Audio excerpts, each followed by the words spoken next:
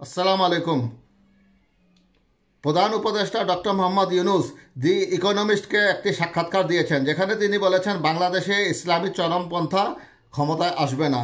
এটি অত্যন্ত ইঙ্গিতপূর্ণ ও তাৎপর্যপূর্ণ সাক্ষাৎকার বা বক্তব্য। বাংলাদেশে ইসলামী চরমপন্থা আসবে না বলে মন্তব্য করেছেন অন্তর্বর্তীকালীন সরকারের প্রধান উপদেষ্টা ডক্টর মোহাম্মদ ইউনুস। ধর্মের বিষয়ে বাংলাদেশের তরুণেরা খুবই পক্ষপাতহীন উল্লেখ করে তিনি বলেছেন, তরুণেরা দেশকে নতুন করে গড়তে চান। প্রভাবশালী ব্রিটিশ সাময়িকী দি ইকোনমিস্টকে দেওয়া এক সাক্ষাৎকারে ডক্টর ইউনুস একথা বলেন। গতকাল শুক্রবার এই সাক্ষাৎকারের ভিডিওটি ইকোনমিস্টের ওয়েবসাইটে প্রকাশ করা হয়েছে।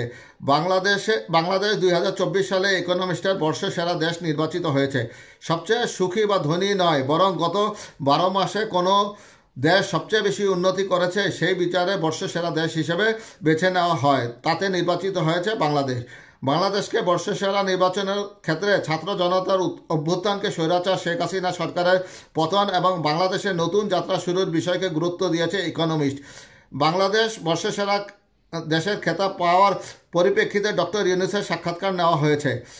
ডক্টর ইউনুসের সাক্ষাৎকার নেন ইকোনমিস্টের বিদেশ বিষয়ক সম্পাদক প্যাট্রিক হলিস। শুরুতে তিনি বাংলাদেশ ইকোনমিস্টের বর্ষসেরা দেশ হওয়ায় ডক্টর ইউনুসকে অভিনন্দন জানিয়ে এই বিষয়ে তার প্রতিক্রিয়া জানতে চান।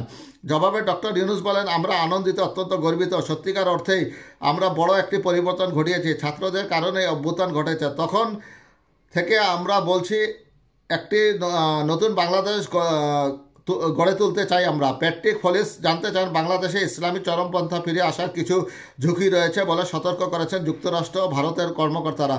বিষয়টিকে কিভাবে দেখছেন? জবাবে ডক্টর মোহাম্মদ ইউনুস বলেন এবং আশ্বস্ত করে বলেন যে বাংলাদেশে এমন কিছু ঘটতে যাচ্ছে না। দেশের তরুণেরা খুবই উদ্যমী। ধর্মের বিষয়ে তারা খুব পক্ষপাতহীন। এই তরুণেরা নতুন একটি বাংলাদেশ গড়তে চায় এবং গড়ার পথে রয়েছে। তরুণেরা কতটা শক্তিশালী সাম্প্রতিক গণ অভ্যুত্থান এর একটি উদাহরণ বলে উল্লেখ করেন প্রধান উপদেষ্টা। তিনি বলেন, আসুন আমরা তরুণদের উপর মনোযোগ দিই, বিশেষ করে তরুণীদের উপর। বাংলাদেশের অভ্যুত্থানে তরুণীরা খুবই গুরুত্বপূর্ণ ভূমিকা পালন করেছেন। দেশের যে কোনো তরুণের মতো তারা অর্থাৎ তরুণীরা সামনের কাতারে ছিলেন। আমাদের তরুণীদের উপর মনোযোগ দেওয়া উচিত এবং তাদের স্বপ্নগুলো যেন পূরণ হয় তা নিশ্চিত করা উচিত। যোগ্যতার দিক দিয়ে বাংলাদেশের তরুণেরা কোনো অংশে কম নন উল্লেখ করে ডক্টর ইউনুস বলেন, অভ্যুত্থানে নেতৃত্ব দেওয়া 3 জন তরুণকে অন্তর্বর্তী সরকারের মন্ত্রিসভায় ক্যাবিনেট মন্ত্রী হিসেবে যুক্ত করা হয়েছে। তারা এখন মন্ত্রিসভার সদস্য এবং অসাধারণ কাজ করছেন। তারা বিগত শতাব্দীর নন, বরং এই শতাব্দীর তরুণ প্রজন্ম।